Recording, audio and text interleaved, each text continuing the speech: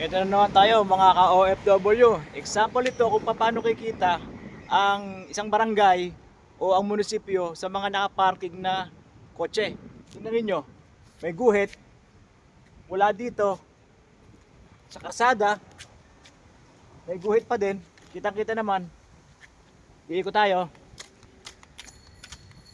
Makikita ninyo na may guhit yan. Papunta doon, nakaparking sila. Ito yung nabibiling ticket. Nakita mo? Yung kulay rosas na yon. Yan ang ticket na nabibili sa barangay at sa munisipyo. Ibig sabihin yan, pwede kang magparking sa isang gilid na may bayad. Kikita ang munisipyo ba? Ito mga ka-OFW yung sinasabi natin kung paano kikita ang barangay at saka yung munisipyo.